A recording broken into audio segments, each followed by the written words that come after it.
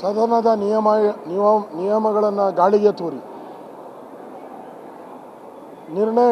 ನಿರ್ಣಯವನ್ನು ಕೇಂದ್ರ ಸರ್ಕಾರದ ವಿರುದ್ಧ ಕೇಂದ್ರ ಸರ್ಕಾರವನ್ನು ಬೈಯೋದು ತೆಗಳೋದು,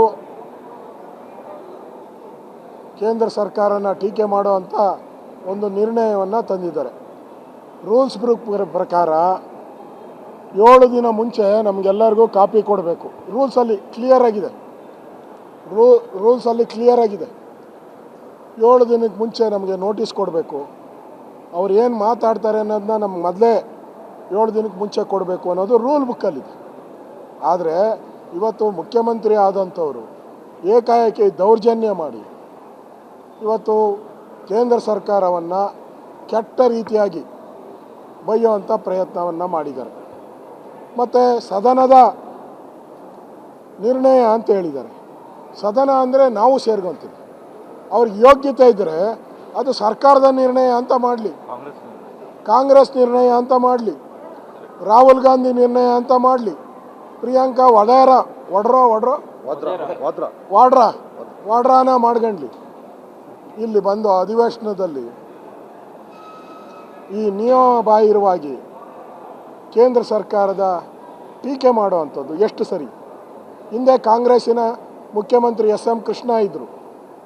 ಅವರು ಈ ರಾಜ್ಯಕ್ಕೆ ಏರ್ಪೋರ್ಟ್ ತಂದರು, ಬೆಂಗಳೂರಿಗೆ ಮೆಟ್ರೋ ತಂದರು, ಕಾವೇರಿ ನೀರನ್ನು ಬೆಂಗಳೂರಿಗೆ ತರುವಂಥದ್ದಕ್ಕೆ ಹಣವನ್ನು ತಂದರು. ಅದು ಮತ್ಸದಿತನ ಅನ್ನೋದು. ಒಬ್ಬ ರಾಜಕಾರಣಿಗೆ ರಾಜ್ಯ ಅಭಿವೃದ್ಧಿ ಆಗಬೇಕು ಅನ್ನೋದು ಇರಬೇಕೇ ಹೊರತು ಈ ಸಿದ್ದರಾಮಯ್ಯವ್ರಿಗೆ ರಾಜ್ಯ ಅಭಿವೃದ್ಧಿ ಬೇಕಾಗಿಲ್ಲ. ಅವ್ರ ಅಭಿವೃದ್ಧಿ ಆಗಬೇಕು, ಅವ್ರ ಪಾರ್ಟಿಯವ್ರ ಅಭಿವೃದ್ಧಿ ಆಗಬೇಕು. ಅವ್ರದ್ದು ಎಲ್ಲೆಲ್ಲಿ ಎಲೆಕ್ಷನ್ ನಡೀತೋ ದೇಶದಲ್ಲಿ ಅಲ್ಲಿಗೆಲ್ಲ ಹಣ ಕೊಡಬೇಕು. ಇದಕ್ಕೋಸ್ಕರ ರಾಜ್ಯಕ್ಕೆ ಅನ್ಯಾಯ ಮಾಡ್ತಾಯಿದ್ದಾರೆ, ಮೋಸ ಮಾಡ್ತಾಯಿದ್ದಾರೆ. ಕೇಂದ್ರ ಸರ್ಕಾರನ ಕಾಲು ಕೆರೆದು ಜಗಳಕ್ಕೆ ತೆಗಿತಾ ಇದೆ. ಇವತ್ತು ಅವ್ರಿಗೆ ಯೋಗ್ಯತೆ ಇದ್ದರೆ ಅವ್ರು ವಿರೋಧ ಪಕ್ಷದ ನಾಯಕರಿದ್ದಾರಲ್ಲ, ರಾಹುಲ್ ಗಾಂಧಿ, ಏನು ಮಾಡ್ತಾ ಇದ್ದಾರೆ ಅಲ್ಲಿ ಪಾರ್ಲಿಮೆಂಟಲ್ಲಿ? ರಾಜ್ಯಸಭಾದಲ್ಲಿ ಮಲ್ಲಿಕಾರ್ಜುನ್ ಖರ್ಗೆ ಇದ್ದಾರಲ್ಲ, ಏನು ಮಾಡ್ತಾ ಇದ್ದಾರೆ? ಅಲ್ಲಿ ಮಾತಾಡೋಕ್ಕೆ ಯೋಗ್ಯತೆ ಇಲ್ಲ. ಇಲ್ಲಿ ಬಂದು ಉತ್ತರನ ಪೌರುಷವನ್ನು ತೋರಿಸ್ತಾ ಇದೆ. ಇದು ಉತ್ತರನ ಪೌರುಷ.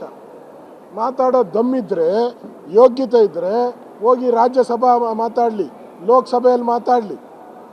ಅದು ಬಿಟ್ಬಿಟ್ಟು ಇಲ್ಲಿ ವಿಧಾನಸಭಾ ಅಧಿವೇಶನ ಜನರ ತೆರಿಗೆ ಹಣದಲ್ಲಿ ಕರೆದುಬಿಟ್ಟು ಈ ಥರ ಅನ್ಯಾಯ ಮಾಡ್ತಾ ಇರುವಂಥದ್ದು, ಇದು ವಿರೋಧವನ್ನು ಮಾಡಿದ್ದೀರಿ.